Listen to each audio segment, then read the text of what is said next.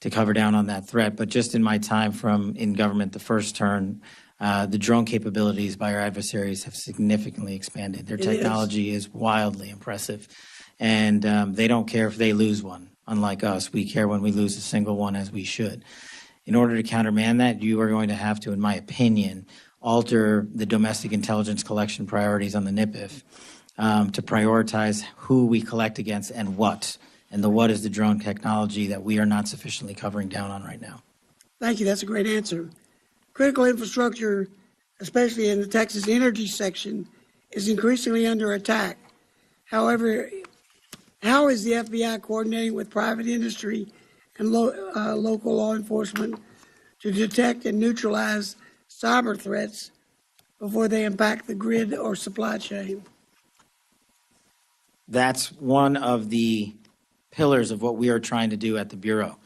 We can't do it from Washington, D.C. We do it by engaging our state and local law enforcement partners, such as in Texas, because they are the ground level experts on who, the what, the when, the where, and the why. What we can do is bring in our AI-driven capabilities to go in and synthesize the mountains of information that are coming in, because there is no human or set of humans that can go through the amount of intelligence and information that we receive. It's a problem that we have and the public has acknowledged. The challenge and the rub is, where do we allow computers to come in and humans to stop? And we're working through that at the Bureau right now to say we should be able to use certain elements of AI to triage that capability, discard the unuseful information, and highlight to leadership what the useful information is to Congress and also to our agents and AUSAs in the field so they can bring the appropriate cases. But we can only do that if we embed ourselves with state and local law enforcement, and that's been a big priority of mine. Thank you. That's good. I appreciate the answer. Mr. Lauro. Thank you very much, Mr. Chairman. Director Patel, you have previously stated that your number one priority for the FBI is to end violent crime in the United States. The budget request slashes the FBI budget by more than $500 million below the current level. It quite literally would defund law enforcement, including, it would appear, cutting a number of FBI intelligence analysts who work on critical national security issues.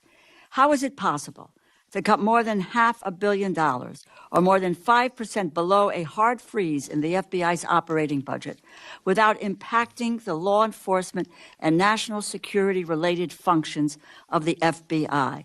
Please specify exactly which positions would be cut. Ma'am, at this time, we have not looked at who to cut.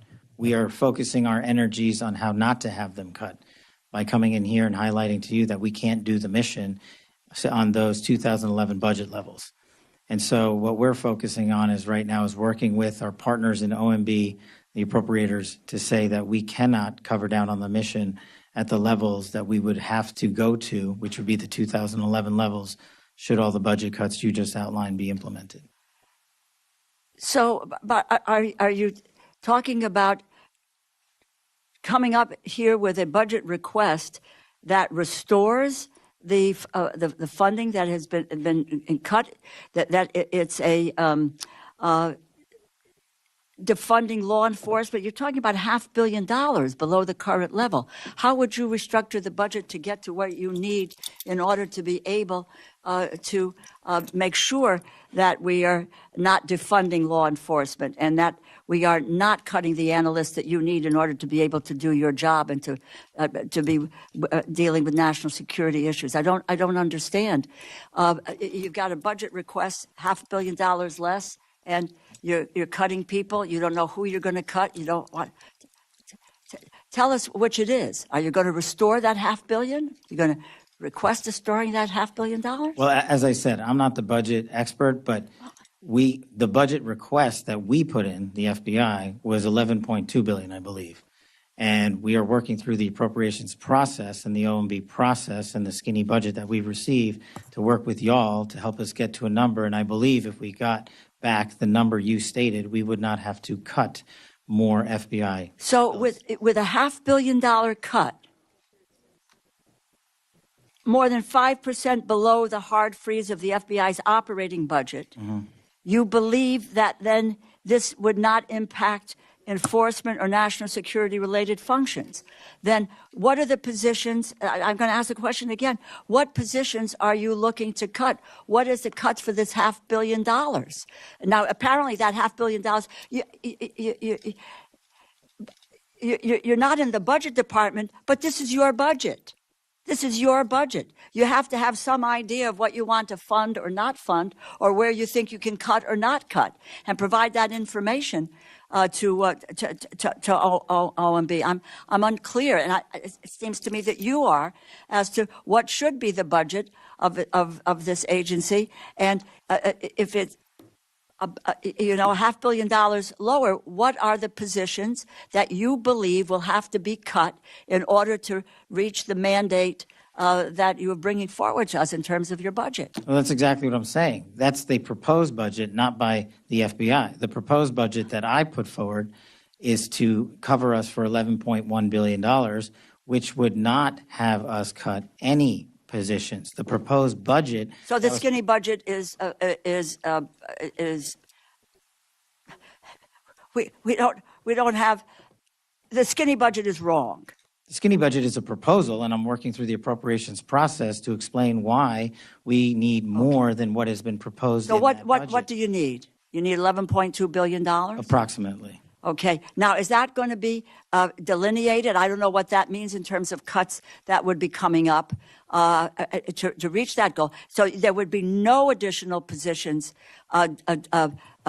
deleted from the FBI if you get that amount of money. That's correct. And that's what we anticipate is coming in a budget that we anticipate at some point. We don't know when we're going to get it, even though we will be in markups by the time this effort is underway. But according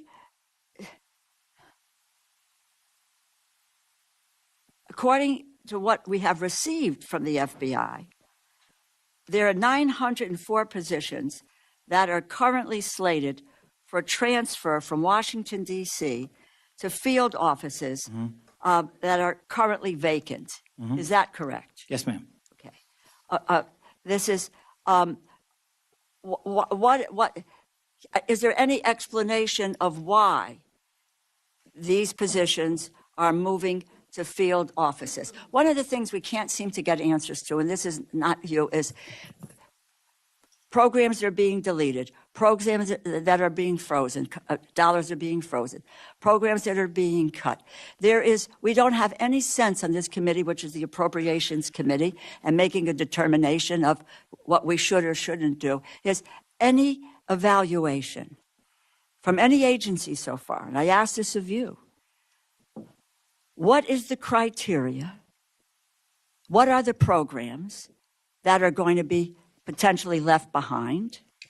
What is the evaluation process here that says why these programs are no longer functional, are not working? What is the story? Can we get from you when we're going to get some sort of an idea of what is a budget that you can deal with? Is what will be, what may be cut, what may not be cut, and why? What's the criteria by which that these programs would be, the evaluation is to transfer them out? Or why are these people going to field offices? Can we get that from you? Yeah, I can give it to you right now, ma'am. The short answer as to why these folks are going to the field is because we are moving agents, intel analysts, and SOSs across the country into every state to get a hand-level grasp on violent crime in every single community. We're moving those folks out there. Okay, but I just will wrap up, and thank you, Mr. Chairman. You need to provide for us, specify exactly which so-called, quote, overhead positions are being cut, and since other federal agencies are also proposing position cuts, how won't this cut inevitably reduce the FBI's intelligence analytic capabilities? We need to have that information before we can determine what the budget is. Yes, ma'am. Thank you. Yield back. Mr. Klein. Thank you, Mr. Chairman. Thank you, Director Patel, for being here. Director Patel, when President Trump nominated you to serve, he aptly called you an advocate for truth, accountability, and the Constitution, who will bring back fidelity, bravery, and integrity to the FBI. You yourself have identified two important pillars in order to rebuild public confidence that include, first, streamlining operations at headquarters while bolstering the presence of field agents across the nation. I believe you just spoke to that. And two, second, ensuring that the FBI operates within the openness necessary to rebuild trust. It's a tall order given the record of some in recent years, but I'm optimistic you'll be able to achieve it. I'd like to dig in on these pillars to get your perspective as we take your budget request into consideration and craft a final product. The President's skinny budget request rightly expresses its commitment to upholding undoing the weaponization of the FBI that pervades the previous administration, which includes targeting peaceful pro-life protesters, concerned parents at school board meetings, and committed Catholics exercising their constitutionally protected rights to express their faith. You described to us the state of the Bureau from when you were confirmed. Today, you highlighted with our Attorney General more than 200 federal arrests for crimes targeting children. You also spoke to the reorganization necessary to meet the mission of the FBI. The President, in his skinny budget, also described reductions in, quote, pet projects from past administrations and duplicative agencies. In addition to speaking to moving employees out of D.C., can you expound upon this and how you plan to reorient the Bureau under this request? Absolutely. So part of the process is not just putting people out sporadically, throwing darts on the map. What we've done is we've taken a process with the careers at the FBI and said, where are some of the most violent crime places in America? And we've apportioned the plus-ups across every single state in this country based on percentages of where violent crime has been in an uptick on homicides, on gang violence, on drug overdoses across the country. And so, for instance, in the state of Virginia, we're going to give a plus-up approximately 20 folks from the FBI should we have our full budgetary requirements. And then the next step is, what do you do with them in the field? And what we do with them is what we've already done, Congressman Klein, in the Commonwealth of Virginia, is we stood up the first in the country interdiction task force where we brought in interagency partners from around the state of Virginia and the sheriff's offices and the FBI and our DHS partners and embedded them in an FBI building 50 miles that way and said, go to work, because this is a hotbed of criminal activity. And in 1 month, the Virginia Homeland Security Task Force, as it was dubbed, arrested over 500 violent felons. 500 violent felons. And that wasn't by doing any new process or creating a new way to get after crime. It was done by letting good cops be good cops.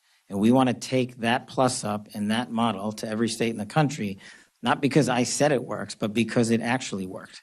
And we've been asked by other governors and other senators and other representatives to bring that to their states, and that's exactly what we want to do, and we're planning to do that here. And commend you for the accomplishments in the Commonwealth. Prior to the swearing in of the current administration, a report was released detailing how federal law enforcement used its virtually unchecked access to private financial data to deputize the financial sector as a de facto investigative arm. In particular, under your predecessor, the FBI manipulated the suspicious activity report filing process by encouraging financial institutions to file SARs based on names and other criteria shared by the FBI. This process appears to bypass the requirements of the Bank Secrecy Act and allowed the FBI and possibly thousands of other law enforcement officials to obtain warrantless access to American sensitive financial data through a process known as FinCEN query.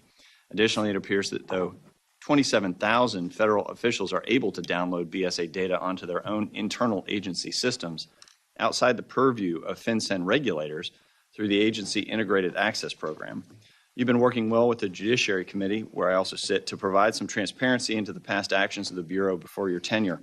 Could you describe some of the work you've done on this to still achieve the major successes you've had on arresting violent criminals while preserving civil liberties of Americans? It's a balance that the FBI must strike every single day.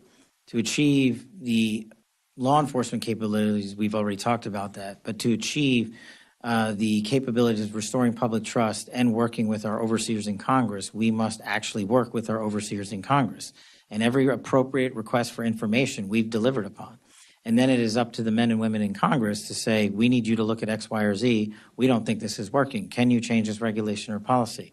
I'm not the expert on all of it, but what I can do is provide you with every documentation, because you represent the men and women of America. And in my opinion, y'all are the custodians of the records that we hold, except in some very scarce national security instances. But we have provided on a large basis unredacted documentation for every appropriate request we've received, and we'll continue to do that because it allows us to work with Congress directly to improve the process and make sure there are no warrantless seizures of American persons' data. Thank you. Yield back. Mr. Ivey. Thank you, Mr. Chairman. Let me just follow up with where I think Mr. Klein left off. When I was on the Judiciary Committee last year, there was the 702 issue. It was a very close vote. But the compromise essentially was that we were going to continue to allow the FBI to do warrantless searches, and this is on the specific databases that are that there's access to, but in order to try and be preemptive with respect to terrorism or other types of efforts where you wouldn't have time to get the warrant. Very close vote, but the compromise was that reports were going to be filed by the FBI on a regular basis, I think, to the Judiciary Committee. My understanding is we haven't gotten one yet, so I would encourage you to do that. And if you're not familiar with what happened during that era, I'd encourage you to take a look. It was one of the really most problematic scenarios the FBI had in the last 4 years. Mr. Patel, I'll tell you, I didn't support your nomination or your confirmation, but I appreciate what you're saying here today, especially the offer to work with us in trying to address a lot of these concerns. I think I appreciate what you said about your the budget issue, because if you're saying you think you need more than what the skinny budget's giving, I strongly agree. I was really concerned to see the $540 million plus cut to the FBI, and the rationale was that it was going to be, DEI school board meetings and gender ideology, and there's not $500 million worth of cuts related to that, regardless of how one might feel about whatever those issues were. And I really do believe that the FBI is the greatest investigative body in the world, and the strongest asset that you have are your team, your human resources there. And I think you said something about eliminating 1,100 positions and having to fire 13 more, that you didn't want to do that, but given potential budgetary impacts, you might have to do that. That would be horrible for the FBI, especially right now. So we certainly will work with you to protect your budget. A couple quick points with respect to your testimony. One concern that I did have was, there were some things that you really didn't touch on in your testimony. And I appreciate Tesla's as an issue, and whoever's setting those on fire should be held accountable for that. But we've got serious political violence here in the United States, a lot of homegrown activity that we need to focus on. Your predecessor testified a lot about it, and, we understood the importance of that. Some of us had a chance to work on the task force that investigated the attempted assassination of now President Donald Trump, and I know you've got another pending case with respect to Mar-a-Lago. I think that might be one of the things you want to talk about, not just what happened then, but what's being done following up on that, because there continue to be issues. Governor Shapiro's house being set on fire was another horrific example of that. Also domestic terrorism with respect, you mentioned New Orleans in your oral testimony today, but that's the kind of homegrown terrorism issues that I think we need to focus on, and really only the FBI can get at that in the way that we need to have done. Brian Thompson, that assassination of the United Healthcare CEO was another example of that. The political violence or violent crime issue that you just mentioned a moment ago, I've got mixed feelings about the decentralization of your staff. I take the point that you want to make, and my only encouragement would be that you take it slow, especially with specialized positions to see. We did a mini version of this here in Washington, D.C., 25 years ago when we went to political neighborhood prosecution and policing. Some of it worked and some of it didn't. Some of the specialty units, like the homicide unit, needed to be re-centralized again because you needed that expertise, concentrated. And the current office, whether it's political integrity investigations, that might be one that you want to keep centralized. Civil rights is another one. So I hope you'll consider being careful about how you move forward with that. And my district is Maryland. We love having you guys nearby, and certainly would love to have you come out even more so. If you're going to do sending the agents out, my request would be that you target jurisdictions where they have serious violent crime. I was a local DA there. We were able to do joint prosecutions. The U.S. attorney at that time was Rod Rosenstein. We did some joint work, RICO cases. We didn't have RICO capability. We took the cases to him. This is MS-13. And so, when you do joint efforts like that, it can really help local prosecutors and local law enforcement, because the FBI has resources that they can bring to bear that we just don't at the local level, and the impact can be really significant. So I thank you for what you've done so far and your offer to work with us, and I look forward to working with you in the future. Thank you, sir. Mr. Gonzalez. Oh, thank you, Chairman. Thank you, Director, for being here. Thank you for your willingness to serve our great country, and I look forward to working together. It's not only how big the check is, it's where the check is going, and I love hearing some of your ideas of how we reform, how we make things better. I represent a district that's nearly half of the southern border, been ground zero for a lot of the chaos that is happening. You already know this, but you have some of the best field offices in this area, right? The FBI office in El Paso doing amazing work. The FBI office in San Antonio doing amazing work. FBI office in Houston doing amazing work. Did I hear you correctly that there's a possibility as you right size, as you kind of once again put agents back out in the field, did I hear you right, nearly 100 agents maybe coming to Texas? About 90. Okay, perfect. We'll round up. We're here in the house. We're on pro. We'll round up. I love it. I think that's exactly the right answer, right? Let's get the bureaucrats out of D.C. and let's get the agents back in the field doing the work. The part I'd say too is your task forces are working, and once again, I look forward to working together, chatting about this more. Task forces work, right? And I want to start with the CT task force, counterterrorism task force. I think that's very important. The terrorist threat is as real as ever, and getting ahead of that, I think, is a big part of that. Once again, the FBI is the leader in this. They're the ones that you're the agency that has all the expertise and the ability to do that, but you need the force multipliers. Mm-hmm. You need the local and the state agencies to come alongside, all hands on deck to tackle this. The other thing I want to highlight for you, and then I'd like to get your response, is these anti-gang task forces, another task force that I think have just done amazing work, specifically going after some of these criminal illegal aliens, right? These TDAs, these MS-13s, these gangs that are in our country, to the tune of yesterday, the Secretary of Homeland Security, Kristi Noem, she told me there's over 600,000 known convicted criminal aliens in our country. Can you talk a little bit about the importance of the anti-gang task force? Thank you, Congressman. And you're right. The best cases I ever made as a terrorism prosecutor was on the task force, because we had embedded state and local authorities with federal authorities, state and federal prosecutors working every day together, bringing cases where you could bring cases, because sometimes you couldn't bring them in state court and sometimes you can't bring them in federal court. And so the gang task force is, right up there with the JTTF model.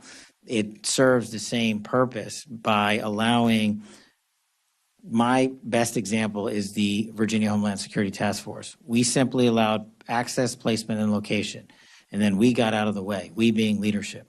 We are not running the cases in the field. Agents are. Intel analysts are synthesizing the intelligence, not me.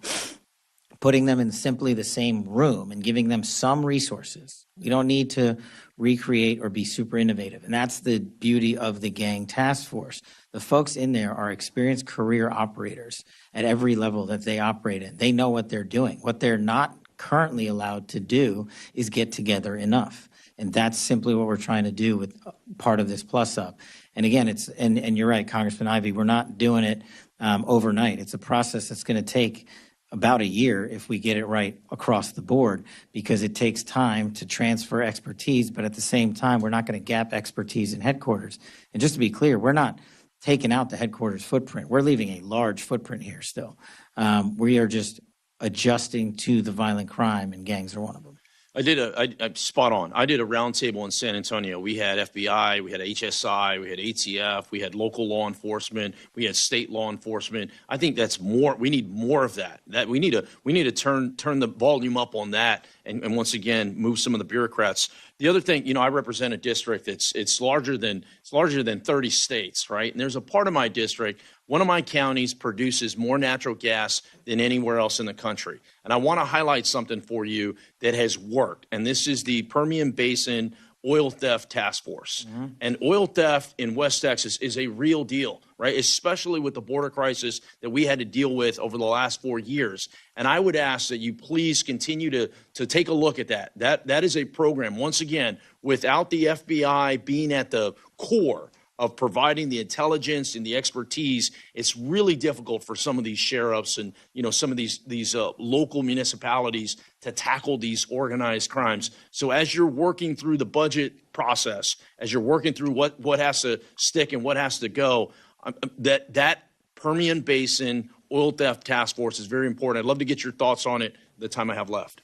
Well, I'm slightly biased, Congressman, because I do some of my hunting out in the Permian Basin and out in the Glass Mountains, so I'm familiar with that just by a matter of being there on the ground a lot. But it's an example of not just your district, but if you go out into Idaho and you go out into Texas or Arkansas or California even, or where have you, the localized problems that the national level can't understand or comprehend cannot be comprehended or understood by putting more people in Washington, D.C. That's what I'm trying to accomplish. These folks have the expertise and the knowledge, and if we put them in the field with your experts, then they can relay back to us, hey, did you know about this big oil problem down in West Texas?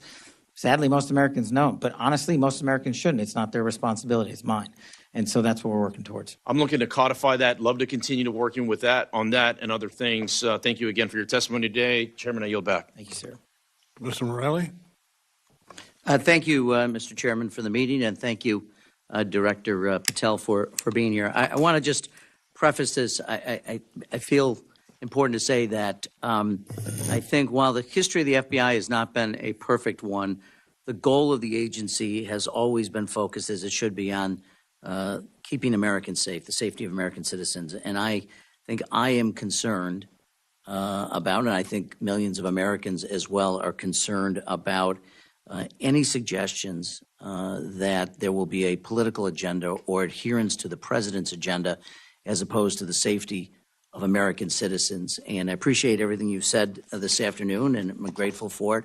I know I've been in the business of politics for a long time. The only thing I ever care about, whether it's the military or law enforcement, that it's professional and it's nonpartisan, and that we uphold the rule of law and the Constitution of the United States. And I'm just very, very concerned about some of the things I hear from the Oval Office, not from your office necessarily, but from the Oval Office, and hope that the president recognizes that the FBI serves the American people, and it serves the rule of law, and the Constitution does not serve the president or any political agenda. And I just want to feel honor-bound to say that as a preference. So I appreciate you being here. First of all, do you believe it's your duty to uphold the Constitution of the United States? Mine and everybody at the FBI.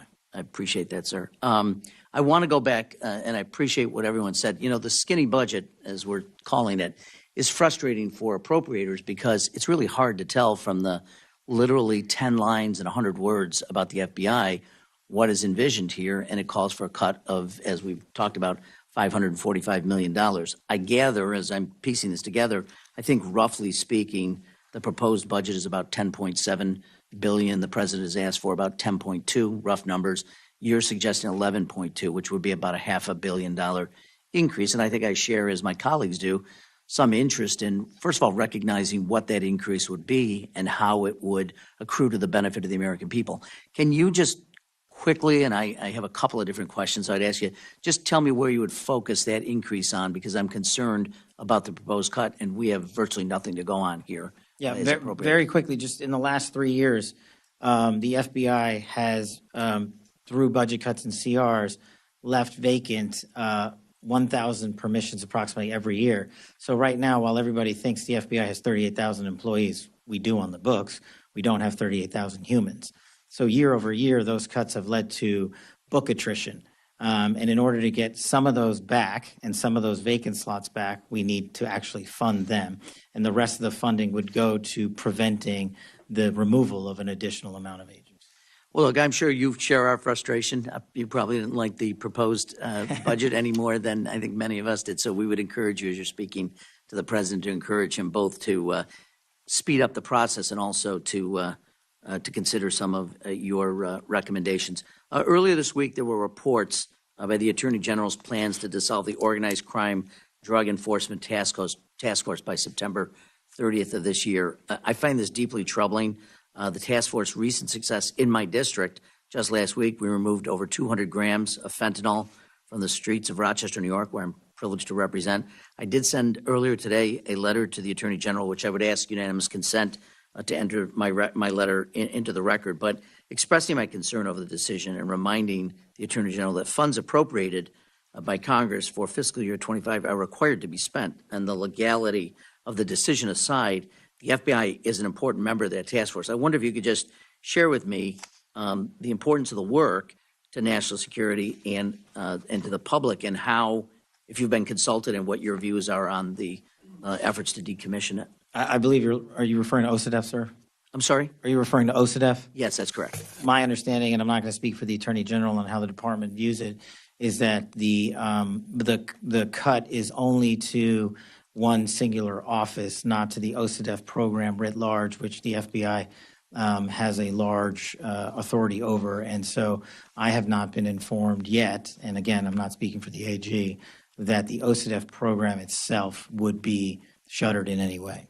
Okay, we're getting it from news reports because we're not getting it from the department. It said a DOJ budget analyst at OCDEF, I think that's how you say it, would be zeroed out in the budget. And also, and I just note parenthetically that it brought in $2 billion in proceeds. It cost $500 million to run the program. So that's honestly good ROI. Yeah, this is good ROI. So I'd love to come back to you if I could, or have further conversations with your office about it, because I would like to see it continue. I think it does amazing work and is well worth the investment that we make. So again, thank you for being here, sir. No problem, sir. Mr. Alford? Thank you, Mr. Chair. Appreciate that. Director Patel, good to see you again. Thank you for being here. How many employees currently work for the FBI? It's approximately 35,000-ish. About 13,000 special agents? When we're full up, we're not quite. 3,000 intelligence analysts? Yes, sir. 19,000 professional support staff? Yes, sir. Is that about right? Mm-hmm. You say that you have eliminated 11,000 employees. Is that correct? No? No, sir. I think. How many people have been let go from the FBI? I don't believe I fired anybody. No one has been, but you could be firing up to how many? Well, I could I would be forced to remove an additional 1,300 employees if we go along with the budget that's out right now. So that's where the $545 million in cuts would come from? Right. And just real quick, so a large portion of that also, people ask why we don't have that in our coffers currently. It's because there was a 2%, and rightly so, pay raise. So we used a lot of funding that we received in the last cycle to make sure everybody got paid what they need to get paid. Were there any deferred resignations? I believe a number of individuals have taken the program offered by the Justice Department. Would hiring or firing have anything to do with loyalty to the President of the United States? No. Would retribution have anything to do with any hiring or firing decisions? None whatsoever, sir. Would retaliation have anything to do with any hiring or firing positions? No, sir. The fentanyl crisis is very real. I had a friend who's lost 2 sons in the last 3 years to fentanyl poisoning. I prefer to call it poisoning because that's what's happening. China, Mexico, poisoning our young people, killing some 300 on average a day in America. We've discussed this before a couple of weeks ago. With the southern border almost 94% secure now, the attention is turning towards the northern border. Would you care to expound on that, please? I could talk about this for a long time, but I'll keep it short. Basically, if you look at last year versus this year, our enemies and adversaries, as I said in the beginning, are adapting and have gotten smarter. So a lot of the CCP processors of fentanyl precursors are no longer going to the narco traffickers down south. They're going down there into terrorist organizations and shipping it up north. They're making it in Canada, and then they're dumping it down here. Why? Because of the tyranny of distance. We've got a lockdown on most of the southern border. And just to highlight for you the known or suspected terrorist statistics in entering this country illegally, last year was about 350. The overwhelming majority of them came in from the northern border. This year, we're on par right now with about known or suspected terrorists entering the country from the northern and southern border, and it's about 45 each. So it's not just drugs that are coming in, but it's those looking to do harm on our way of life. How do we counter that? We need a literal full government approach, across the board, state level wide approach, but we also need to take our adversaries more seriously overseas and not fall to the traditional position that if we're successful in one area, they won't adapt. They always do. You mentioned earlier in your testimony and some answers to previous questions about relocating personnel to the interior of America, getting them out of Washington, D.C. How many would be going to the Kansas City regional office? Approximately 37 positions to Missouri, 33 to Kansas City, 1 each to Topeka, Wichita, Jefferson City, and 2 to Springfield. And why are they needed there? You said that you're sending these to the most violent places, I believe was a quote. So I didn't decide that. I asked the people at the Bureau who've been doing this job for 20 plus years, tell me where we need to send agents, intel analysts, and SOSs. And these are the places they told me to send them and why. Because of the proportion of violent crime per capita in those regions needs to be covered down on. And that's not to say, and I don't want to say Kansas City has an explosion in and of itself, it's violent crime, but Kansas City covers down on a large area in Missouri and its surrounding states that have an explosion in violent crime, and that's why we're sending them there. Do we have the facilities to accommodate these personnel moving out into the regions? You do. There's been a lot of conversation about a new FBI headquarters. With the 30 seconds left, I know that you have an idea of moving the headquarters to the Reagan building. Is that correct? We're currently in the process of reviewing options to keep the FBI within Washington, D.C., but we will most certainly be leaving the Hoover building because it is simply unsafe for the FBI personnel. Director, thank you for your service. I yield back. Ms. Dean. Thank you, Chairman Rogers, Ranking Member Meng, Chairman Cole, Ranking Member DeLauro. And thank you, Mr. Patel, for your testimony and for being here today. I've been looking at the President's 120-word FBI budget request, the so-called skinny, I'll call it Ozempic request, that states that, quote, the undoing of the weaponization of the FBI is one of the administration's top priorities. The weaponization of the FBI that is something that deeply concerns me. It should concern all of us. And yet, since taking office, President Trump has been on a revenge tour. He has targeted individuals, universities, law firms, with executive orders to cut them out or to make them come under his will. He has used ICE to disappear U.S. citizens without due process, and he's fully ignored a unanimous Supreme Court order, and then over the weekend wasn't sure if he was obligated to uphold the Constitution of the United States. In your book, your recent book, Government Gangsters, you include an appendix with a list of names that people have referred to as an enemies list. Now, I know you will claim it's just an appendix, not an enemies list. So let's focus on how the president sees it, on what the president calls it.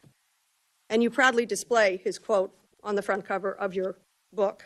The president calls this a brilliant roadmap, a blueprint. And I have not even raised your storied children's book, The Plot Against the King. It concerns me how many people from this blueprint have been targeted with executive orders and FBI investigations. The FBI cannot be weaponized, and under your leadership, it has been nothing but a weapon alongside the president to go after the president's perceived opponents, to stifle dissent and free speech. A few weeks ago, as we saw through a social media post that you quickly deleted, the FBI arrested a judge in Wisconsin for correctly asking ICE officials if they had a judicial warrant instead of an administrative warrant, which they did not have. Despite this judge following the law, on the morning of April the 25th, the FBI arrested the judge in an escalation of the weaponization of the FBI under your leadership. Let me be clear. A functioning democracy does not lock up judges. I am gravely concerned about the utter lack of independence of the FBI and its weaponization under your leadership. I am concerned that the president is using this book, your book, as a blueprint, as he has said. It's a blueprint for revenge. And I am concerned that your eagerness, a childlike giddiness to carry out the president's revenge tour, you've shown yourself to be unserious in your statements before you were sworn in and some after. You've shown yourself unfit to lead this important agency. I was an impeachment manager for President Trump's second impeachment. It was a sad, solemn duty. And so I wanted to ask you about that. Mr. Patel, as you and the president continue to weaponize and investigate his perceived enemies, as you follow this blueprint, when can I, a former impeachment manager, expect the FBI at my door? Ma'am, you want to know who was targeted by a weaponized FBI? Me. You want to know how and why? Well, you want to know what I'm doing to fix it? That. Let me move on. Well, you should Change read the topics. book because there's no enemies list on that book. So there are you- people that violated their constitutional obligations and their duties to the American people. That's good. You And they gave were them due rightly process. called out. I'm And you changing should topics. give that book to every one of your constituents so they can changing read topics. about it. I won't be doing that. That's their loss.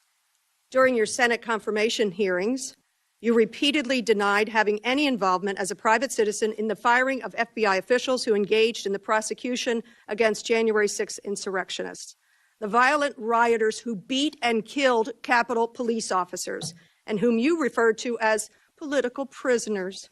Since then, multiple whistleblowers have come forward, and we know that you likely committed perjury.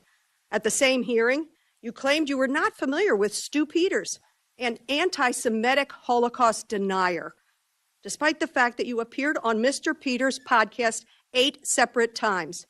8 times. And you claimed not to recall.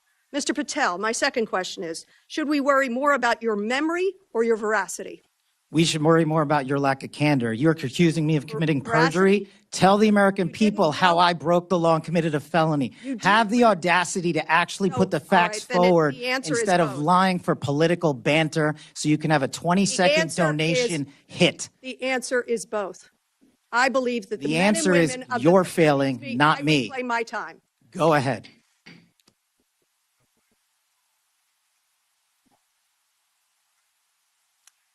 Mr. Patel, I believe that the members of the FBI, and I know many of them, many retired, 38,000 people, as you say, it's a little less than that now, deserve the very best, deserve extraordinary independence, deserve freedom from the fears of being investigated, the freedom of coming forward to make sure they're doing their job. And I'll end with this, that I think it's interesting that in your proposal today, you find yourself at a gulf of difference between you and the president. I wonder how you will resolve that. Will you go to the president and say, we need $11.2 billion, not what you cut out of here? You're asking for more than $1 billion than the president's request. Are you going to go to the president and straighten out that gulf? I'll do what I've always done and represent the American people, defend this country, and make sure the Constitution is always upheld and the FBI is never weaponized. Maybe you should do the same. So you agree with the president when he says he doesn't know if he should uphold his constitutional duty? If you want to just keep putting words in my mouth, the TV cameras are outside. I thank you. I yield back. Again, this is an unserious moment, sadly, for the FBI. I yield back. More so for you. Mr. Strong.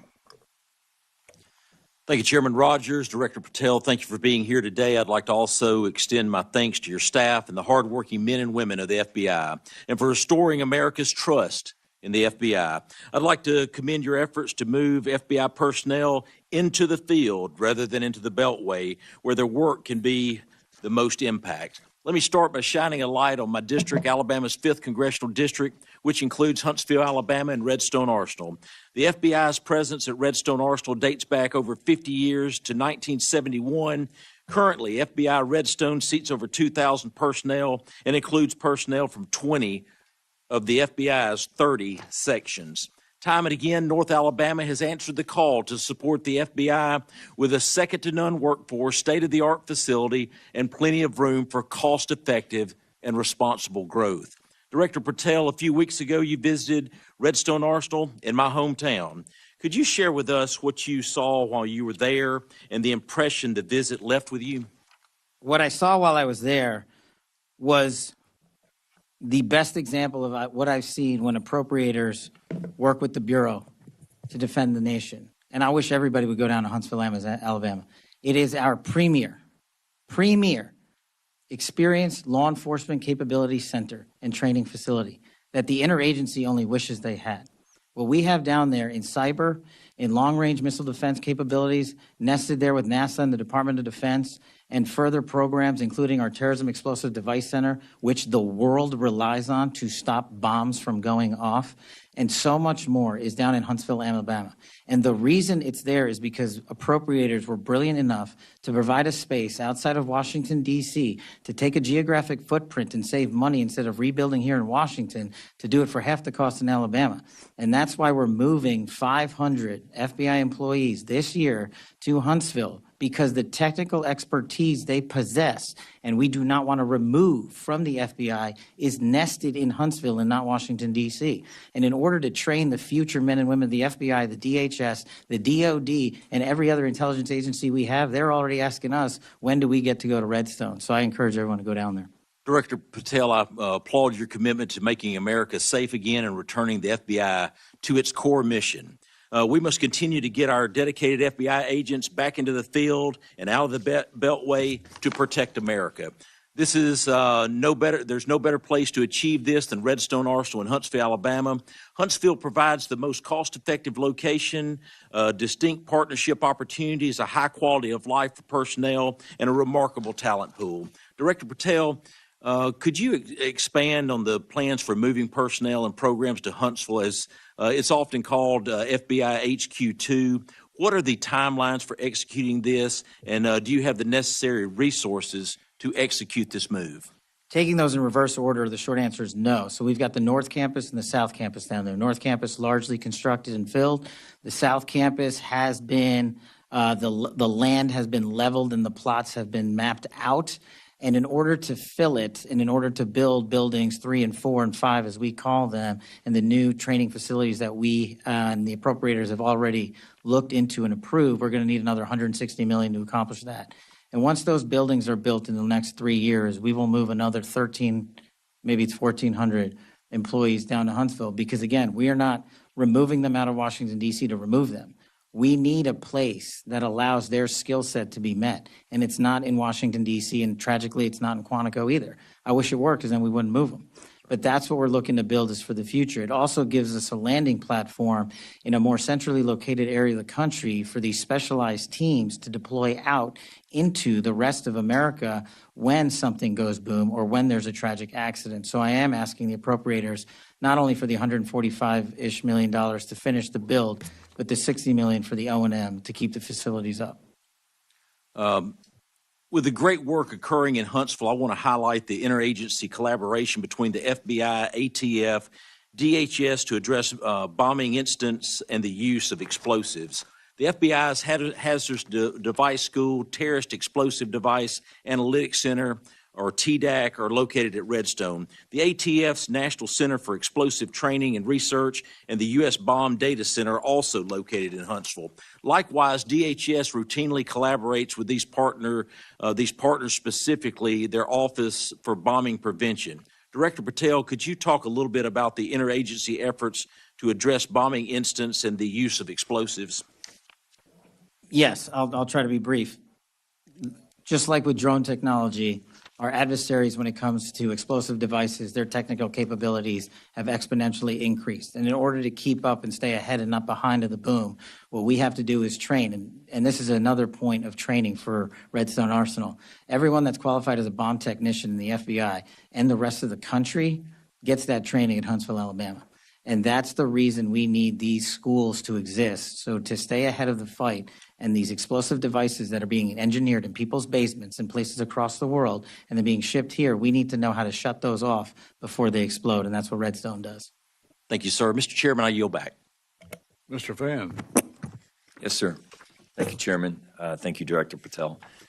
In a local situation in Maryville, Indiana, within my district, I have a high-intensity drug trafficking area, HIDA, which receives federal funding. That works with the local law enforcement. We are the crossroads of America near Chicago. The drugs that you're talking about are transported through those areas all the time. With these budget cuts, can you talk about how those HIDA and agencies will be funded? Absolutely. Thank you, sir. It's like any other successful mission set that we have at the FBI. And HIDA, I worked on as a terrorism prosecutor as myself. Extremely critical because, like some of the other situations across the country, that region has been recognized, unfortunately, because of the high-intensity drug flow. In order to countermand it, we have to keep these task forces open, up and running, and funded. But in order to do that, we can't just flood it only with federal funds and federal personnel committed to working with our state and local partners, because that's what makes HIDA successful. My experience in HIDA wasn't in your district, but down in the Southern District of Florida, and I can't imagine it being too different in terms of how we proceed and how to make that successful. Okay. My next question is, just recently you had a visit to the National Center for Missing and Exploited Children. Just please tell me how that cyber tip line and how that program's future looks with these $500 million cuts. We actually partner wonderfully with NCMEC, and we've committed to allowing our FBI employees to remain there no matter what. We will find a way to fill that mission set, even if, even under the most austere of budget cuts, because what they do is exceptional. If people don't know, they need to go there and see it. It's right in Arlington, Virginia. They find missing children from 5, 10, 15, 20, 30 years ago, and they provide treatment to those that have been abused. Okay. And so you have my commitment, sir, that we'll do it. I appreciate that. And according to the domestic terrorism operations sections, the internal tagging system used to track domestic terrorism investigations was eliminated, and the staff of 16 was reduced. Can you tell me that future and where you hold that program? Sir, if I may, can I get back to you on that in writing, because I'm not familiar with that off my Okay. head. Then in your written testimony, you had talked about cybersecurity. I'm going to tie two things together. The FBI agents, are they still currently at the end of every week emailing the 5 things that they've accomplished? I'm glad you raised that point, sir. We never did that. Okay. I stopped The that. FBI agents were never asked to put in their goals in which they accomplished? The reason why I say that is because I had a specific conversation at a retirement party of a chief from an agent who expressed to me that after he had chased a car down 8094 who had stabbed a family member, and he left his home and was able to prevent that individual from killing someone else because it was cross state lines, that he had to go back, and then that next day was told he had to fill out his emails of what he accomplished. That email was sent across government agencies. So it was sent to the FBI. It was sent to. So you just said it was never sent to the FBI. So was it or was it not? It was sent to the FBI. I, as the director of the FBI, said we are not. Who sent it? We are not responding to it. It came from a general account at the department. Okay, so then my next question is, that information that my FBI agent in my district sent to that agency, how is that information protected? I'm sorry, are you saying the agent responded to that email? Are you saying they did not? I told the workforce not to. But you just told me that they received the email. We did. So without this, let's just assume that they did. Where did that information go and how is it protected? That information would have only been sent to their immediate supervisor, and every supervisor in the Bureau was told if they received any such information, it is not to be actioned in any way. So what happened with that information with the supervisors? I don't know. I'll have to get back to you on that, if any was collected, but if it was. So you said that the FBI, that a different agency sent that email. What was that agency? It came from the Department of Justice. Okay. And those emails never went back to the Department of Justice who requested it? No, sir. Okay. And you're 100% confident of that? Yes, sir. Okay. The information that the supervisors had from those agents, where did that go? That should not have been transmitted anywhere. We got on top of it fast enough where I believe, and Because you thought it was wrong? I thought Why did you prevent it? Because the operational mandate that we have at the Bureau, in my opinion, prohibited the public disclosure of that information across our media. So to be perfectly clear, the Department of Justice got it wrong. I'm not speaking for the Department of Justice. As You I are saying that that directive was in complete conflict of what your procedures and processes are. My procedures and processes are under the Department of Justice. I'm saying as a subordinate of the Department of Justice, that's where the email came from. I don't know where it came from on top of them. But your directive was to make sure that the Department of Justice did not get the FBI information. That no one got it. Except the supervisors. Why would they request it if they would never get it? Well, the supervisors were told to stand down. What I'm trying to say is when that email came in, we acted as fast as we could, I think the same day, to say we are not in a position to do that. Everybody hit pause till we figure out what to do. And the end result was we at the FBI are not complying with that request to publicly do so. And we told agents that if you feel the need to express that information to your supervisors, only do so on the classified system. Okay. The information that I received, that personal conversation that I had, that agent didn't seem like he felt the need. He felt it was a directive. I thank you for your forthcoming. I look forward to working with you. The purpose of me bringing up this questioning was to make sure that that information is secure. Yes, sir. I'll double check. Mr. Moore. I yield back. Thank you, Mr. Chairman, and thank you, Director Patel, for being here. One of the things I wanted to touch on, and you mentioned in your comments, and I think this is just wonderful, is that one of the metrics you're looking at as you're moving these agents out into the field is opioid-related deaths. My state of West Virginia, we have the highest per capita opioid deaths in the entire country. It's unfortunately not even close. And as you're moving these agents out of Washington and out into the field, I believe you recently toured our CJIS building there in Clarksburg, West Virginia, which I think is a great facility, which is in my district. And is that facility going to receive any additional FBI personnel? Thank you, Congressman. Yeah, touring CJIS was an incredible opportunity for me to understand what I don't think most Americans and most of the world doesn't. The reason we are able to technically relay information on a live-time basis throughout the country and throughout the world is because of the Criminal Justice Information System hubbed in West Virginia and all its subordinate capabilities. And what we want to do is expand a little bit of footprint out there because we have so much land already paid for. And so, yes, in my move to shift resources outside of Washington, D.C., I would envision going more, not just to CJIS, though. The state of West Virginia would also receive a plus-up of 8, at least, employees, should I get the budgetary requirements. And then you mentioned, and there's 1,000 acres out there at CJIS. It's quite large. Is there additional resources that you need to be able to build out there at CJIS? Well, unlike Congressman Strong and Redstone, I don't have a prior appropriation that began new building construction in OMB. So we would need that. We've got the space for it. We've got the footprint for it.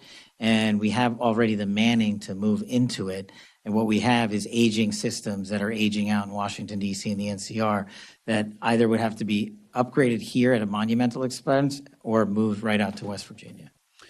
And you wouldn't know this off the top of your head, but perhaps you could come back to us what that number looks like in terms of being able to expand that footprint, what that appropriation would have to be for you to be able to expand the footprint out there in Clarksburg at CJIS.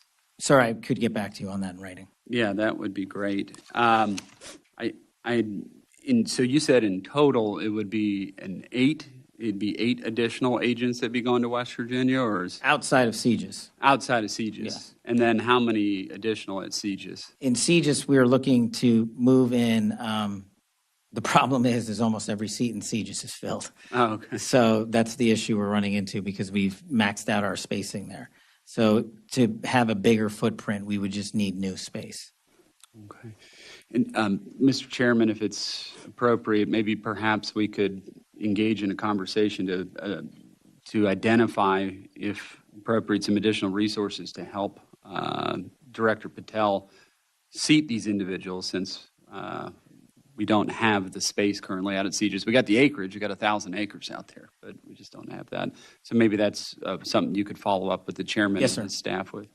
Happy to. I yield back, Mr. Chairman. Thank you. Mr. Clyde. Thank you, Mr. Chairman. First, FBI Director Patel, thank you for being here today. As we all know, during the 4 years of the Biden-Harris administration, the once greatly respected FBI had been increasingly politicized and weaponized, drifting further from its core mission, and that is to protect and defend all American citizens. And Director Patel, I know you've been very new in the position, just a couple, 2-3 months, and you have a difficult task ahead of you. But I am very pleased and thankful for your confirmation, as I believe you are one of the best things that has happened to the FBI in at least the last decade, maybe 2 decades. Under the Biden-Harris administration, we saw the FBI weaponized against conservative ideologies, and more specifically targeted former President Biden's chief political rival, now President Donald Trump. Since President Trump first announced his candidacy in 2016, corrupt actors within the FBI unfairly targeted him, beginning with illegal surveillance of his campaign and administration based on a now debunked dossier funded by Hillary Clinton's campaign, leading eventually to the unprecedented armed raid by the FBI on his home in Mar-a-Lago. This politicization extends beyond President Trump. The FBI under the Biden-Harris administration also acted against the First Amendment rights of everyday Americans. Armed agents raided the home of pro-life activist Mark Houck, pointing weapons at his family over a peaceful protest. Whistleblowers also revealed that the FBI's counterterrorism division labeled concerned parents as potential threats, simply for opposing radical gender policies in schools. I am pleased to see that the President's budget request for FY 2026 directly addresses some of these concerns, stating that the administration is committed to rooting out the weaponization in the FBI. So can you outline for me the steps that the FBI or that you are taking to restore the FBI's credibility and ensure that it operates in a nonpartisan, impartial agency committed to protecting the rights and safety of all Americans? Thank you, Congressman. What we're doing is the results we're seeing in Georgia, in Atlanta, specifically, are working. And the baseline is simple. The field level agents and intel analysts will decide what cases to open and shut based on one constitutional standard alone, a reasonable, articulable basis that meets the FBI dying requirements and the requirements of the Constitution to do so. It is a yes or a no. It is not a gray zone. It is not our job as FBI agents to make prosecutorial decisions, and we will not. We will open cases to investigate, and we will refer matters to the Department of Justice. And when you see that methodology and ethos transcend the FBI, you see what you've seen in Atlanta in the last 3 months, which is 255 violent criminal offenders arrested, 72 kilograms of fentanyl taken off the street. That's 5.5 million people dead. That's off the street. You've seen seizures of 11 kilograms of cocaine, 5,000 pounds of illicit narcotics, and that's enough lethal doses in total to wipe out half your state. If the FBI agents follow the Constitution singularly, that's what happens. And that's my standard. That's great to hear, because I appreciate that very much. Director Patel, I also want to address a recent incident that has had a lot of my colleagues on the left, not me, up in arms. 2 weeks ago, federal law enforcement officers arrested Milwaukee Circuit Court Judge Hannah Dugan on charges of obstruction of an official proceeding after evidence came to light that she shielded an illegal alien from federal agents. So does Title 18, Section 1505 of the United States Code, titled Obstruction of Proceedings before Departments, Agencies, and Committees, prohibit individuals from obstructing or impeding the due and proper administration of the law? Generally speaking, Congressman, since that case is open, not commenting on that. Okay, yes. Fair enough. All right. Well, I commend the FBI for its prompt action regarding the judge's alleged criminal behavior. That tells me that no matter what position you're in, all right, you will be held to one standard, equal justice under law. That's true. Thank you. All right. In recent years, particularly during the first Trump administration, we witnessed state and local officials openly expressing their intent to obstruct federal law. especially regarding immigration enforcements. This has contributed to the rise of so-called sanctuary cities, where local authorities have publicly stated that they will not cooperate with federal immigration enforcement efforts. So how does the FBI intend to respond when judges or other officials, elected officials, continue to take actions that hinder federal law enforcement, such as those observed in Milwaukee? The FBI can only enter spaces under the Constitution that it is permitted to do so. Mm-hmm. We don't look at the position you're in, what your job is, where you come from, how much money you make, or what your ethnicity is. And for me, sitting here as the first minority ever to be the FBI director, I take that responsibility even more exceptionally so, because there has to be a colorblind system of justice. And we will execute the FBI's mandate of protecting the American people and upholding the Constitution to just that. It will be singularly applied to every single person in America. And not just that, it will be singularly applied to every single person within the FBI, because no one at the Bureau is above the law either. Thank you. And one last quick thing. You had mentioned a need for additional building construction in Huntsville at Redstone. I believe that there's $500 million in the CJS building account and about $800 million in the FSGG account as well, what was going to be slated for the new building, that you might look at that as a resource. Thank you. I did not know that. I will look. Yes, sir. Thank you. And I yield, Mr. Chairman. Thank you. Thank you. I think we are ready to wrap up here, but I will yield myself 3 minutes in closing. Mr. Director, the drug war, killing our beautiful young people, but we got a bit of a ray of hope in the last couple of weeks. CDC now says that overdose deaths from opioids decreased 30% in the last year. That's the good news. The bad news is 70% of that was fentanyl, overdose deaths from fentanyl. I was happy to see the news story over the last couple of days of the very successful seizure and arrest in the west of the U.S. Of fentanyl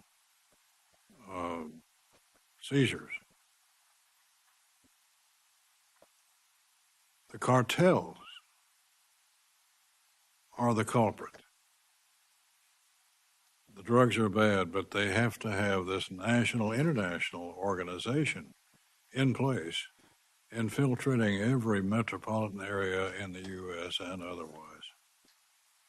Cartels. Tell us what you're doing or plan to do to get at the cartels and destroy the system that's bringing these poison pills home.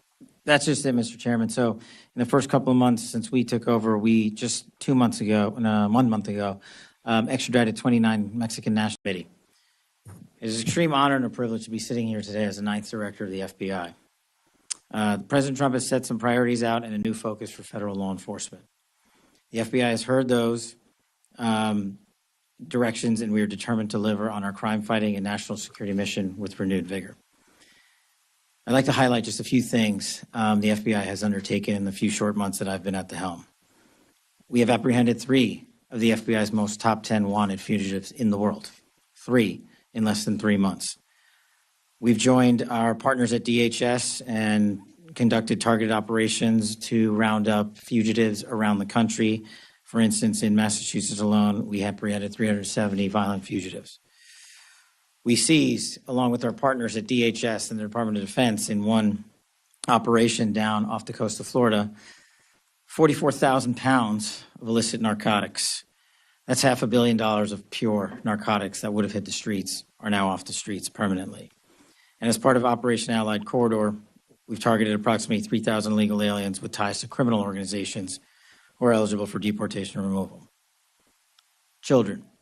Today, as we talked about with the Attorney General in Operation Restore Justice, Prioritizing crimes against children is a priority of mine and will continue to be of the FBI. Just this morning, we announced that we executed over 450 search warrants and have rounded up in the last month alone over 400 individuals who choose to enact acts of violence against our children.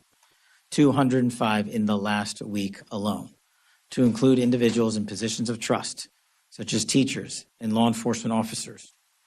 They are committing some of the most heinous crimes against the most innocent of our society, and we will not tolerate it. It will remain a priority for us. As we double down on criminal threats, we're never going to stop pursuing the mission of defending the homeland. Foreign spies are trying to steal our technology, are trying to steal our agricultural products and seeds. Cyber actors are looking to infiltrate our networks on a daily basis from all parts of the world, and foreign and domestic terrorists continue their plotting, both here and overseas. It's hard not to overstate the operational tempo that the FBI must act and will continue to act since I've been at the helm of these last 3 months. The mission is a no-fail mission because if we fail, then American lives will be endangered or lost. Every operation we run comes with one end state in mind: to disrupt or stop criminal activity or threats to the homeland. It's not I that do the work of the FBI. It's the agents, the intel analysts, the SOS, and the support staff throughout our field offices that take it to the streets every single day. It's our linguists who translate and transcribe from dialects that most people on earth don't even know about in offices on a 24/7 basis so that our search warrants can be signed out, so that our arrest warrants can be signed and approved by judges. It's the everyday women of the FBI across the country, many of them I've gotten to meet in my short time, and prior to that, in my time as a terrorism prosecutor, worked hand in glove with them, both here in America and overseas. Our Joint Terrorism Task Force is a heartbeat of what defends this country from domestic and international threats of terrorism. Every one of our 55 field offices has a Joint Terrorism Task Force situated in almost every single state in this country, covering every single state in this country. We've stopped many plots, including against targeting energy facilities in Baltimore, and of course, the tragic New Orleans day plot, terrorist attack. One of our initiatives, of course, is to continue to fight against illicit fentanyl trafficking and narcotics trafficking into the country. Every 7 minutes in this country, as of last year, an individual, an American citizen, is killed from a drug overdose. To that end, we have enacted, along with our partners across the interagency in the Southwest Border Intelligence Center, the Counter Cartel Coordination Center, is what we call it, the FBI, the C4.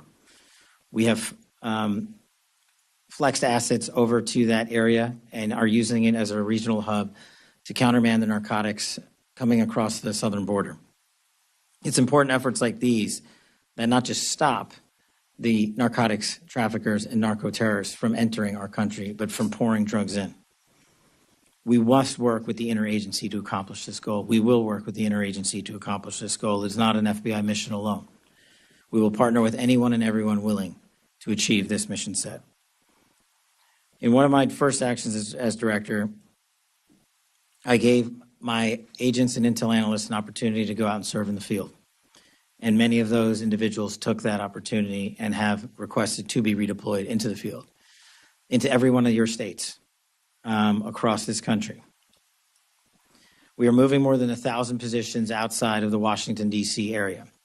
And that's not the Washington field office or Hoover alone. That's what we call the NCR, the National Capital Region. Approximately 11,000-ish FBI employees of the 37,000 that are currently employed work inside the NCR. We need some of those field operatives out in the field. We need some of those intelligence analysts out in the field. We need their expertise in your states, in your counties, in your towns, because the threat to this country in 2025 is everywhere, and we cannot quarterback that mission from Washington, D.C. alone. We will remain here in Washington with the cadre we need to support the field offices, absolutely, but we need to bolden our efforts in the field. We're also, under my leadership, looking to cut waste, fraud, and abuse. We have found duplicative line item contracts already within the FBI, and we don't want to waste taxpayer dollars at the Bureau. We don't want to pay twice for something when we have been only needed to pay once. Modernizing and prioritizing the FBI is a critical component of what we need to do. Our capabilities and our infrastructure at the FBI are outdated. They have been the opposite of streamlined. An agent in our field office in El Paso does not have the same toolkit as an agent in our field offices covering the Dakotas as our agent in New York City. That's unacceptable to me. We will fix that. But building this new infrastructure is going to take not just a public effort, it's going to take a public-private partnership engagement, which we have already executed on. Members of this committee are important, critical partners to the fight against crime in this country and to defending our homeland. And you know better than anyone that our no-fail mission continues and can't continue without your investment and your support. I rely on your expertise. I rely on our conversations that I have with you here and offline to tell me where the problem sets are in this country, because I don't know where they all are. And then we can deploy assets to attack the growing problem sets. Our enemies are getting more and more creative by the day. And we need to keep up not just with the intelligence, but with you, who represent the men and women in the United States across this country. You have the ground level knowledge that we need to help fight this message. Without the funds to get ahead of our adversaries, I agree, we risk making trade-offs that will jeopardize the safety of Americans. So it's my commitment to you to work with you during this appropriations process to address budgetary needs, shortfalls, and also think innovatively to make sure we fund the FBI for a future. Thank you very much. Thank you, Mr. Director. We will proceed under the 5-minute rule. And to begin with, I recognize myself. Let me say this, congratulations on the fentanyl raid in the last few hours. I think one of the largest, if not the largest, seizure of fentanyl drugs. What can you say about that operation? We seized, Mr. Chairman, I believe what you're referring to is a 6-kilogram seizure of fentanyl in Kentucky that constitutes an amount of fentanyl that can kill 500,000 Americans. And that's just one of the seizures that we have conducted throughout this country, because the fentanyl crisis in the United States of America has not been countermanded. This time last year alone, 620 kilograms of fentanyl had been seized. In these last 3 months, 840 kilograms of fentanyl have been seized across the country by the FBI alone. Fentanyl and carfentanil, a drug that is 100 times more potent than fentanyl itself, is exploding across the scene because we are letting our enemies and adversaries in mainland China produce chemicals and ship them here freely. And we need to attack that head on. And it's operations like that, Mr. Chairman, that will allow us to save the lives of our kids. Well, we certainly wish you well in that regard. This is your first time testifying before this subcommittee, and you've briefly shared a few priorities in your statement. Let me allow you more time regarding your initial priorities, particularly any strategic goals or areas where additional congressional involvement might be necessary. Thank you, Mr. Chairman. I think, and I hope to work with all members of the committee to achieve the following. I will ask you for money that I need and that the Bureau needs, and I won't ask you for a dime more. In order to achieve the mission of the FBI, if we continue on the current trajectory outlined, we will have to not only eliminate 1,100 vacancies currently at the FBI, I will have to fire 1,300 more. In order to fight crime at a level that is consistent with 2025, the budgetary number I've asked for in my paperwork is, I think, reasonable. And also, just to put it in perspective, it's multiples of billions of dollars less than what the TSA has to operate annually. I believe we can continue on the plan to safeguard our communities and redeploy assets to the FBI. For example, in Kentucky alone, if we're allowed to continue on this trajectory, we will plus up with approximately 30 agents and intel analysts with this redeployment effort that is already underway.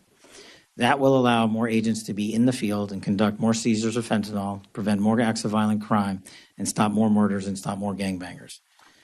I firmly believe putting folks in the field is one of the biggest ways we can secure the safety of our communities. Places like Louisville have dedicated over 2,000 hours alone to assisting DHS, conducting over 100 arrests. And so it's operations like that that I can go on that we can do if we have the manpower to do it. And I believe we will get there. In your plan to move positions from Washington, D.C. to field offices, totally in the country, how many changes will you see? Locations? Every single state gets a plus up, Mr. Chairman.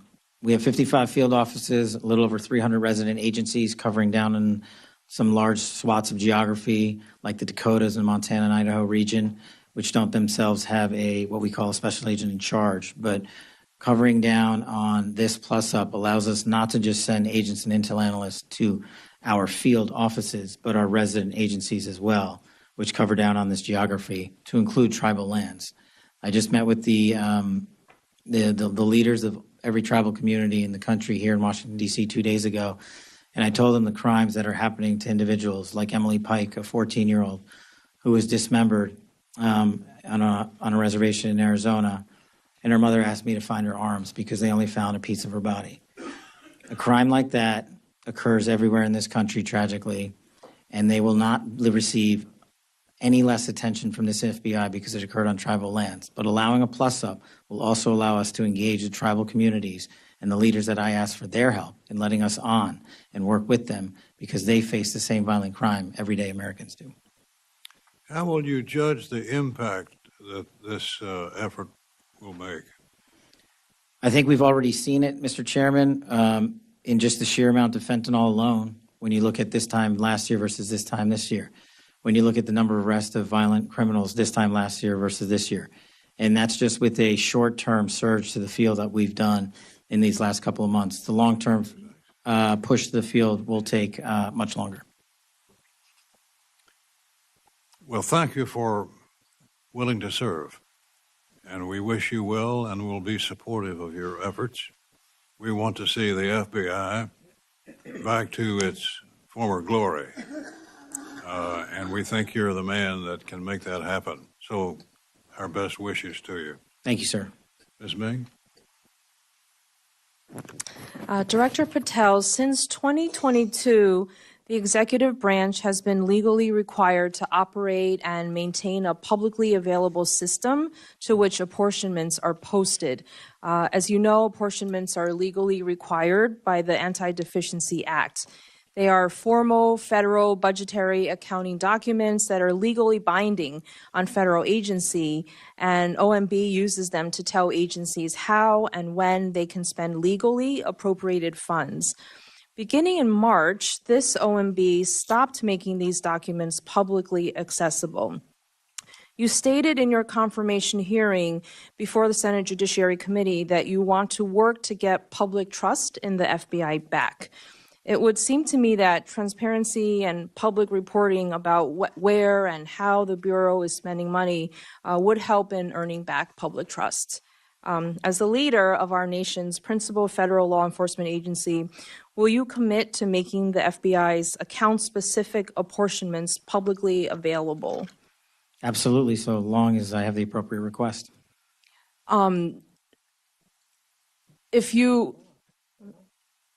The law requires that all the information be posted publicly. Are you committing to do that? If that's what the law requires, yes. I'm not the appropriations expert, but if that's what the law requires, that's what we'll do. Do you have a timeline of when that would be possible, and why, since March, has it been taken down? No, ma'am, but I will get you one. Okay, so thank you for committing to publicly post what is required by law, the apportionment for the FBI. I wanted to ask about one of the U.S. Attorney nominee Ed Martin. As you know, the FBI conducts background checks on nominees for senior positions in the federal government. Ed Martin has been nominated by the president to serve as U.S. Attorney for the District of Columbia, one of the top prosecutor positions in the country, and he currently holds that position in an interim role. If it has come to light that Mr. Martin has praised a Nazi sympathizer named Timothy Hale Cusinelli, who was also pardoned by President Trump after being convicted as a January 6 rioter. Mr. Martin called Hale Cusinelli, quote, an extraordinary man, an extraordinary leader. He's also falsely claimed that he did not previously know that he was a Nazi sympathizer. Do you think that this is the kind of thing that the FBI should be careful to investigate as part of its background checks on nominees such as Mr. Martin? Thank you, ma'am. I'm not familiar with Mr. Martin's specific BI investigation, but I can tell you how the BIs are done for everybody at the FBI. We have careers running the entire inspection division and HRD component. That has not changed since I've been in the seat, and every BI has been held to the same standard by them, and either they pass along the information from their investigations that they cultivate, or they don't. We do not tell them what to pass on and what not to investigate. Do you know if this information and past association was part of the record? I'm not familiar with his personal background. Do you think that these types of controversial comments and interviews, association with Nazi sympathizers and anti-Semitic comments would be appropriate for inclusion in a given FBI background check? Ma'am, since his nomination is pending, it's not for me to comment on it. I don't have the BI in front of me. But in general, do you think that comments and associations like these should be part of an FBI background investigation report? That's up to the field agents, ma'am. I can't rewrite that for them. They have a way of doing these investigations that I have not inhibited or changed or altered since I got in the seat. Will you look into it and make sure that should be included, controversial and very troublesome anti-Semitic comments and associations like that should be part of a background check? I will. Thank you. Lastly, as you know, earlier this year, the Justice Department demanded a list of all current and former FBI employees who at any time worked on January 6th investigations. According to the email from the then acting FBI director, the Justice Department will review those employees to, quote, determine whether any additional personnel actions are necessary. Director Patel, do you anticipate firing any additional FBI employees simply because they worked on January 6th related investigations? Thank you for the question. That email or memo was sent out prior to my arrival at the FBI. We have not addressed that specific email since I've arrived because the matter's in litigation in federal court. Do you anticipate firing any additional employees that may have worked in relation to the January 6th investigations? The only way you get fired from the FBI while I'm the director is if you violate the ethical guidelines or break the law. Okay. Thank you. I yield back. Judge Carter. Thank you, Mr. Chairman. Welcome, Mr. Patel. Glad to have you here, and I think you're going to do a great job in this new FBI. Given the Texas proximity to the southern border, what resources is the FBI dedicating to the counter cartel operations, fentanyl trafficking, and human smuggling network operating in coordination with foreign entities? Thank you, Mr. Carter. Thank you, Congressman. Excuse me. One of the things I mentioned during my confirmation hearing is the one thing I believe to be the underpinning of all violent crime, or at least the overwhelming majority of it in America, whether it's murders, gang violence, or sex slave trafficking, is narcotics.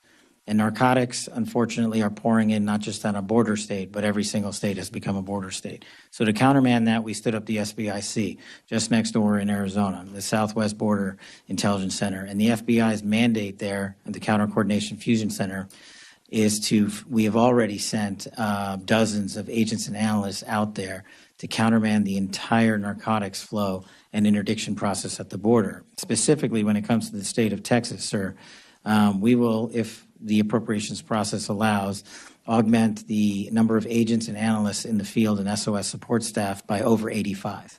that will cover down on every major city in Texas and allow us to cover down on the RAs in the outlying regions. So those places include Dallas, Houston, San Antonio, El Paso, but also the half a dozen plus RAs we have inside the state. Just in a hearing that I was in this morning with the United States Army, an issue came up about the cartel taking down one of our drones with one of their drones. I'm very familiar with the general policy on the border that if they're shooting at you, you can't shoot back unless it becomes obvious that you're going to come into serious harm. The military can't shoot back, nor can, for that matter, the Border Patrol. What do you think about these drones? I mean, they're unmanned. They're coming across and shooting down drones we're using for observation and other things. I think the policy ought to be if they shoot down our drone, we shoot down theirs. What do you think about it? Well, I don't think I have the authority to reshape that policy. Okay. But if it were in my capacity as FBI director, I know we are working with the Secretary of Homeland Security, who has a larger portfolio in the UAS space than we do, to cover down on that threat. But just in my time in government, the first term, the drone capabilities by our adversaries have significantly expanded. Their technology is wildly impressive, and they don't care if they lose one. Unlike us, we care when we lose a single one, as we should. In order to countermand that, you are going to have to, in my opinion, alter the domestic intelligence collection priorities on the NIPIF to prioritize who we collect against and what. And the what is the drone technology that we are not sufficiently covering down on right now. Thank you. That's a great answer. Critical infrastructure, especially in the Texas energy section, is increasingly under attack. However, how is the FBI coordinating with private industry and local law enforcement to detect and neutralize cyber threats before they impact the grid or supply chain? That's one of the pillars of what we are trying to do at the Bureau. We can't do it from Washington, D.C. We do it by engaging our state and local law enforcement partners, such as in Texas, because they are the ground level experts on who, the what, the when, the where, and the why.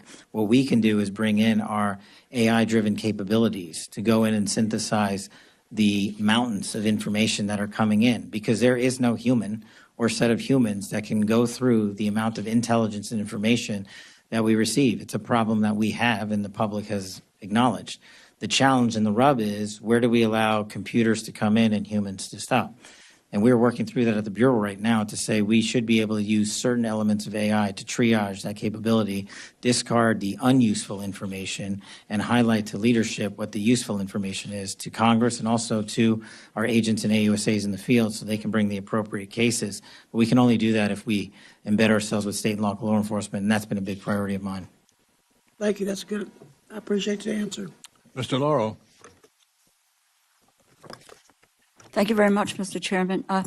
Director Patel, you have previously stated that your number one priority for the FBI is to end violent crime in the United States. The budget request slashes the FBI budget by more than $500 million below the current level. It quite literally would defund law enforcement, including, it would appear, cutting a number of FBI intelligence analysts who work on critical national security issues. How is it possible to cut more than $500 million, or more than 5% below a hard freeze in the FBI's operating budget, without impacting the law enforcement and national security-related functions of the FBI? Please specify exactly which positions would be cut. Ma'am, at this time, we have not looked at who to cut. We are focusing our energies on how not to have them cut, by coming in here and highlighting to you that we can't do the mission on those 2011 budget levels. And so what we're focusing on is right now is working with our partners in OMB, the appropriators, to say that we cannot cover down on the mission at the levels that we would have to go to, which would be the 2011 levels, should all the budget cuts you just outlined be implemented. So, but are you talking about coming up here with a budget request that restores the funding that has been cut, that it's a defunding law enforcement? You're talking about $500 million below the current level. How would you restructure the budget to get to what you need in order to be able to make sure that we are not defunding law enforcement and that we are not cutting the analysts that you need in order to be able to do your job and to be dealing with national security issues? I don't understand. You've got a budget request, $500 million less, and you're cutting people. You don't know who you're going to cut. You don't want. Tell us which it is. Are you going to restore that $500 million? You're going to request restoring that $500 million? Well, as I said, I'm not the budget expert, but the budget request that we put in, the FBI, was $11.2 billion, I believe. And we are working through the appropriations process and the OMB process and the skinny budget that we've received to work with y'all to help us get to a number. And I believe if we got back the number you stated, we would not have to cut more FBI. So with a $500 million cut, more than 5% below the hard freeze of the FBI's operating budget, you believe that then this would not impact enforcement or national security related functions? Then what are the positions? I'm going to ask the question again. What positions are you looking to cut? What is the cuts for this $500 million? Now, apparently that $500 million, you're not in the budget department, but this is your budget.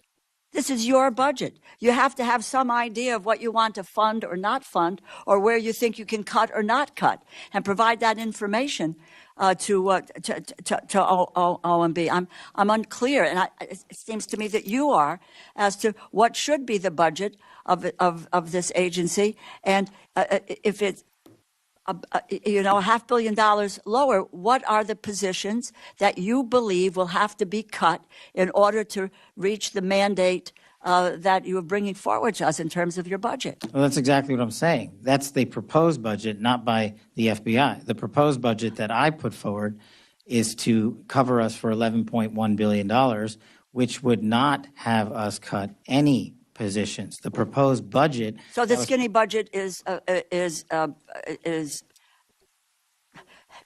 we don't have, the skinny budget is wrong. The skinny budget is a proposal, and I'm working through the appropriations process to explain why we need more than what has been proposed. So what do you need? You need $11.2 billion? Approximately. Okay. Now, is that going to be delineated? I don't know what that means in terms of cuts that would be coming up to reach that goal. So there would be no additional positions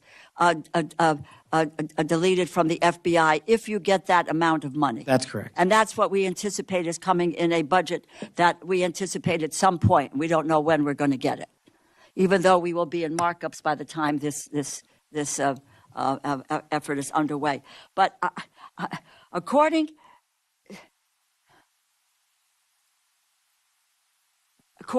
to what we have received from the FBI, there are 904 positions that are currently slated for transfer from Washington, D.C.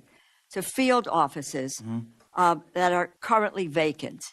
Is that correct? Yes, ma'am. Okay. This is, what is there any explanation of why these positions are moving to field offices? One of the things we can't seem to get answers to, and this is not you, is programs that are being deleted, programs that are being frozen, dollars are being frozen, programs that are being cut. We don't have any sense on this committee, which is the Appropriations Committee, and making a determination of what we should or shouldn't do, is any evaluation from any agency so far, and I ask this of you, what is the criteria? What are the programs that are going to be potentially left behind? What is the evaluation process here that says why these programs are no longer functional or not working? What is the story? Can we get from you when we're going to get some sort of an idea of what is a budget that you can deal with? Is what will be what may be cut, what may not be cut, and why? What's the criteria by which that these programs would be, the evaluation is to transfer them out? Why are these people going to field offices? Can we get that from you? Yeah, I can give it to you right now, ma'am. The short answer as to why these folks are going to the field is because we are moving agents, intel analysts, and SOSs across the country into every state to get a hand-level grasp on violent crime in every single community. We're moving those folks out there. Okay, but I just will wrap up, and thank you, Mr. Chairman. You need to provide for us, specify exactly which so-called, quote, overhead positions are being cut, and since other federal agencies are also proposing position cuts, how won't this cut inevitably reduce the FBI's intelligence analytic capabilities? We need to have that information before we can determine what the budget is. Yes, ma'am. Thank you. Yield back. Mr. Klein. Thank you, Mr. Chairman. Thank you, Director Patel, for being here. Director Patel, when President Trump nominated you to serve, he aptly called you an advocate for truth, accountability, and the Constitution, who will bring back fidelity, bravery, and integrity to the FBI. You yourself have identified two important pillars in order to rebuild public confidence that include, first, streamlining operations at headquarters while bolstering the presence of field agents across the nation. I believe you just spoke to that. And two, second, ensuring that the FBI operates within the openness necessary to rebuild trust. It's a tall order, given the record of some in recent years, but I'm optimistic you'll be able to achieve it. I'd like to dig in on these pillars to get your perspective as we take your budget request into consideration and craft a final product. Mm-hmm. The President's skinny budget request rightly expresses its commitment to upholding undoing the weaponization of the FBI that pervades the previous administration, which includes targeting peaceful pro-life protesters, concerned parents at school board meetings, and committed Catholics exercising their constitutionally protected rights to express their faith. You described to us the state of the Bureau from when you were confirmed. Today, you highlighted with our Attorney General more than 200 federal arrests for crimes targeting children. You also spoke to the reorganization necessary to meet the mission of the FBI. The President, in his skinny budget, also described reductions in, quote, pet projects from past administrations and duplicative agencies. In addition to speaking to moving employees out of D.C., can you expound upon this and how you plan to reorient the Bureau under this request? Absolutely. So part of the process is not just putting people out sporadically, throwing darts on the map. What we've done is we've taken a process with the careers at the FBI and said, where are some of the most violent crime places in America? And we've apportioned the plus-ups across every single state in this country based on percentages of where violent crime has been in an uptick on homicides, on gang violence, on drug overdoses across the country. And so, for instance, in the state of Virginia, we're going to give a plus-up approximately 20 folks from the FBI should we have our full budgetary requirements. And then the next step is, what do you do with them in the field? And what we do with them is what we've already done, Congressman Klein, in the Commonwealth of Virginia, is we stood up the first in the country interdiction task force where we brought in interagency partners from around the state of Virginia and the sheriff's offices and the FBI and our DHS partners and embedded them in an FBI building 50 miles that way and said, go to work, because this is a hotbed of criminal activity. And in 1 month, the Virginia Homeland Security Task Force, as it was dubbed, arrested over 500 violent felons. 500 violent felons. And that wasn't by doing any new process or creating a new way to get after crime. It was done by letting good cops be good cops. And we want to take that plus up and that model to every state in the country, not because I said it works, but because it actually worked. And we've been